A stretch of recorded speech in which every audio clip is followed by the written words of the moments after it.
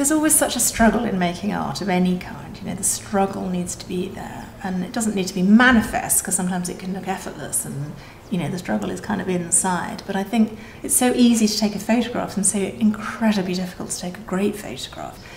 You know, it's not just aesthetic and it's not just political or sociological, it's got to be about communicating your meaning in incredibly exciting aesthetic way, to find the form to express what you want to say about the world, or about ideas, or about emotions, or whatever your subject is.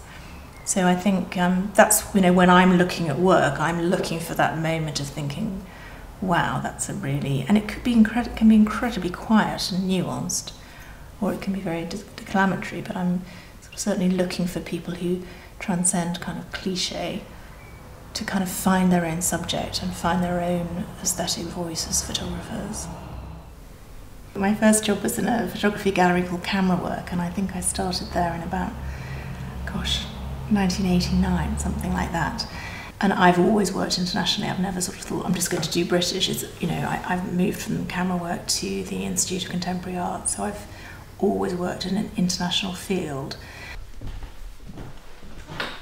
For me, that's also been a very important thing, that I've, you know, really cultivated a specialist interest in photography, but very much positioned it amongst, you know, the whole visual arts field. So I think it's very important that photography is considered in relation to art and also to design. You know, it has such multifarious applications. There's so much happening everywhere. I'm working on a project at the moment in Russia, and just amazingly large quantity of people who are producing really interesting work. You know, I'm talking about young photography. This is a young contemporary show.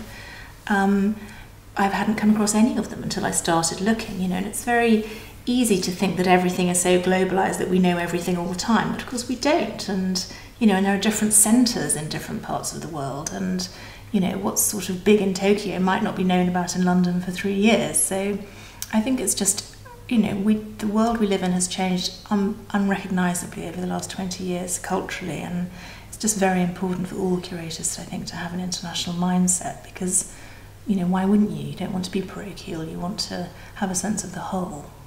You know, I think I kind of get excited about photography because of that sort of richness and intellectual diversity, I think. I mean, I think if I was just doing conceptual artists working with photography, I get a bit bored, but I think it's when you know, put things together. So, for example, I commissioned a fantastic project by Piotr Uklański, who is now a very famous Polish artist, a body of work called The Nazis, and that was put alongside an exhibition of Robert Capa at the Photographers Gallery.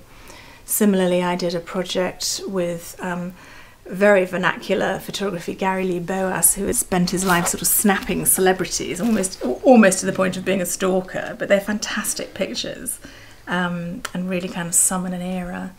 And that project was put alongside a new commission by the artist Amy Adler, which involved her photographing Leonardo DiCaprio and extrapolating a series of drawings, then re-photographs and so on. So it was a very kind of conceptual piece. So I think that's what I particularly kind of enjoy about the medium, is that you can bring these very different approaches together in, you know, with such a sort of frisson, I suppose. I don't think there's a set way of going about presenting what you're doing, but the fact is that you do it, and, you know, and it doesn't matter whether you win or not.